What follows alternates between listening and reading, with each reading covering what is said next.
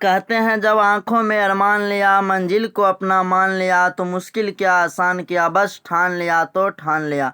हाँ तो नमस्कार मेरे प्यारे भाइयों और बहनों, आप सभी का दिल खोल कर स्वागत है आपके अपने YouTube channel AY online academy पर। आज के इस वीडियो में हम बिहार बोर्ड 10th क्लास के इकोनॉमिक्स के फर्स्ट चैप्टर अर्थव्यवस्था एवं इसके विकास के इतिहास के पूरी निचोड़ ऑब्जेक्टिव क्वेश्चंस को देखेंगे, जो आपके एग्ज़ाम 2024 के लिए बहुत ही महत्वपूर्ण होने वाला है। तो बिना देरी किए जो है वीडियो को स्टार्ट करते हैं। और अगर आप इससे पहले हमारे चैनल को सब्सक्राइब नहीं किए हैं तो प्लीज़ चैनल को सब्सक्राइब कर दीजिए और इसके बगल में आपको बेल आइकन घंटी का निशान दिख रहा होगा, उसको दबा करके जो है ऑल नोटिफिकेशन पर जो है क्लिक कर लीजिए, ताकि जब भी कोई न्यू वीडियो अपलोड करे तो सबसे पहले नोटिफिकेशन जो है वो आपके पास पहुंच पाए। तो चलिए स्टार्ट करते हैं। आपका पहला प्रश्न है कि भारत कब स्वतंत्र हुआ, तो इसका सही उत्तर हो जाएगा आपका 15 अगस्त 1947 में। भारत जो स्वतंत्र हुआ यानी आज़ाद हुआ वो 15 अगस्त 1947 में हुआ।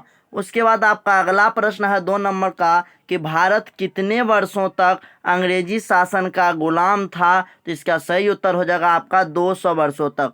भारत जो है 200 वर्षों तक अंग्रेजी शासन का गुलाम था। अगर आपको इन प्रश्नों के उत्तर याद है तो कमेंट्स बॉक्स में आप लोग भी छापते हुए चलिएगा। उसके बाद आपका अगला प्रश्न है 3 नंबर का कि सोने की चिड़िया किस देश को कहा जाता है, उत्तर हो जाएगा आपका भारत को। उसके बाद आपका अगला प्रश्न है 4 नंबर का कि फूट डालो और राज करो की नीति किसने अपनाई थी, तो इसका सही उत्तर हो जाएगा आपका अंग्रेजों ने। फूट डालो और राज करो की नीति अंग्रेजों ने अपनाई थी। उसके बाद आपका अगला प्रश्न है 5 नंबर का कि हमारी सभी क्रियाएं जिनसे हमें आय प्राप्त होती है क्या कहलाती है, तो इसका सही उत्तर हो जाएगा आपका आर्थिक क्रियाएं कहलाती है।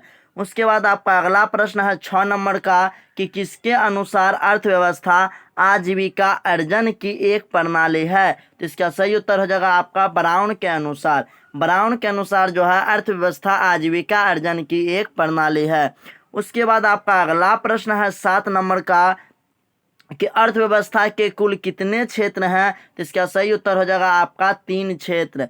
उसके बाद आपका अगला प्रश्न है 8 नंबर का कि समाज के सभी आर्थिक क्रियाओं का योग क्या कहलाता है, तो इसका सही उत्तर हो जाएगा आपका अर्थव्यवस्था। समाज के सभी आर्थिक क्रियाओं का योग अर्थव्यवस्था कहलाता है।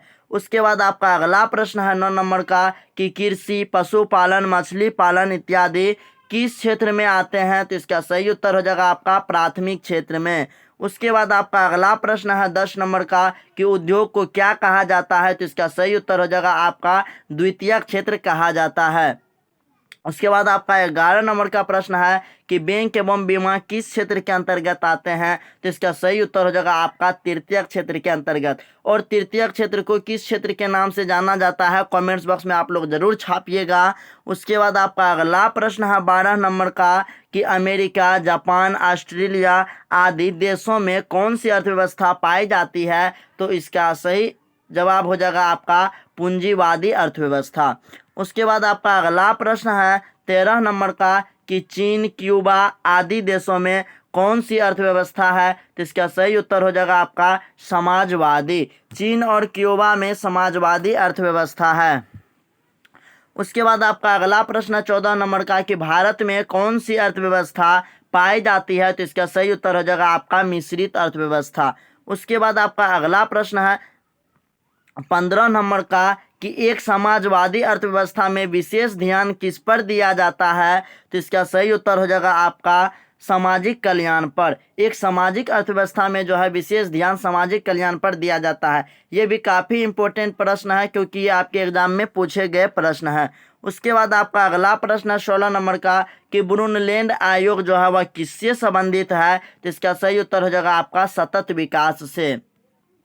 उसके बाद आपका अगला प्रश्न है 17 नंबर का, जो कि मोस्ट इंपोर्टेंट प्रश्न है, काफ़ी बार आपके एग्जाम में पूछा गया है कि योजना आयोग का गठन कब हुआ था, तो इसका सही उत्तर हो जाएगा आपका 15 मार्च 1950 को। आप लोग कॉपी में जो है नोट करते हुए चलिएगा। उसके बाद आपका अगला प्रश्न है 18 नंबर का कि योजना आयोग के पदेन अध्यक्ष कौन होते हैं, तो इसका सही उत्तर हो जाएगा प्रधानमंत्री। योजना आयोग के जो पदेन अध्यक्ष होते हैं वे प्रधानमंत्री जी होते हैं।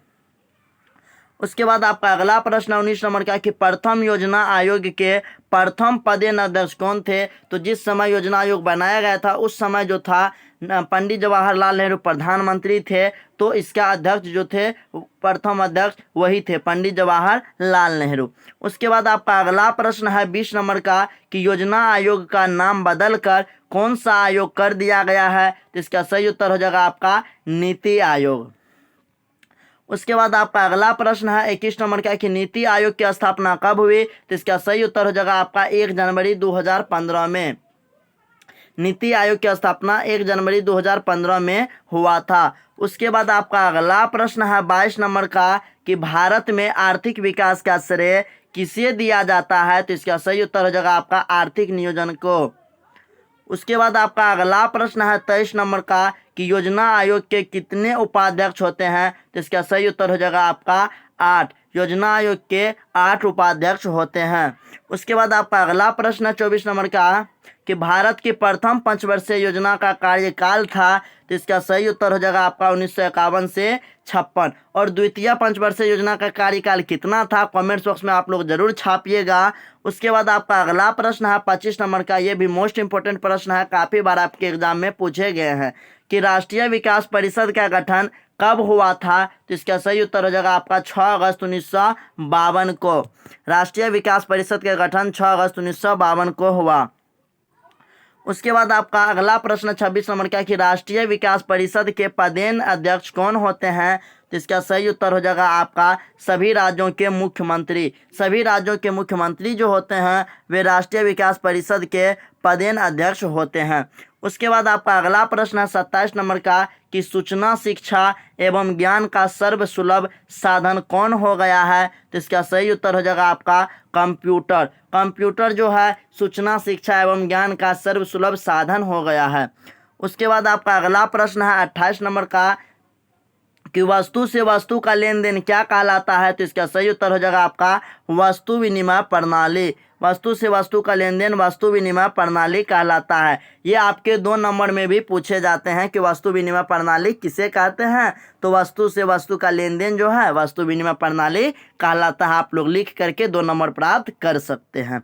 उसके बाद आपका अगला प्रश्न है 29 नंबर का कि मुद्रा से वस्तुओं एवं सेवाओं का विनिमय क्या कहलाता है, तो इसका सही उत्तर हो जाएगा आपका मौद्रिक प्रणाली। उसके बाद आपका 30 नंबर का प्रश्न है कि एटीएम सेवा कार्य करता है, तो इसका सही उत्तर हो जाएगा आपका 24 घंटा। एटीएम जो है आपको 24 घंटा सेवा देता है। अगर हम बात करें एटीएम के फुल फॉर्म की, तो ए से हो जाता है आपका ऑटोमेटिक, आप लोग कॉपी में छापिएगा ऑटोमेटिक। उसके बाद अगर टी से बात करें तो टी से होता है आपका टेलर और एम से होता है आपका मशीन। कॉपी में लिखते हुए चलिएगा, वैसे तो कमेंट्स बॉक्स में आपको छापना ही है। उसके बाद आपका अगला प्रश्न है 31 नंबर का, पूछा जाता है कि प्रति व्यक्ति आय बराबर क्या होता है, तो प्रति व्यक्ति आय बराबर जो होता है वो राष्ट्रीय आय बटे जो है कुल जनसंख्या होता है, याद रखिएगा। ये आपके 2 नंबर में भी पूछे जाते हैं। 2019 के फर्स्ट शिफ्ट में पूछा गया था कि प्रति व्यक्ति आय किसे कहते हैं, तो आपको लिखना है कि प्रति व्यक्ति आय जो है वो राष्ट्रीय आय में देश की कुल जनसंख्या से भाग देने पर जो भागफल प्राप्त होता है उसे प्रति व्यक्ति आय कहते हैं, आप लोग लिख सकते हैं। उसके बाद आपका अगला प्रश्न है 32 नंबर का कि मानव विकास रिपोर्ट किसके द्वारा जारी किया जाता है, तो इसका सही उत्तर हो जाएगा आपका यूएनडीपी के द्वारा। उसके बाद आपका अगला प्रश्न है 33 नंबर का कि भारत की पहली मानव विकास रिपोर्ट कब जारी की गई थी, तो इसका सही उत्तर हो जाएगा अप्रैल 2002 में।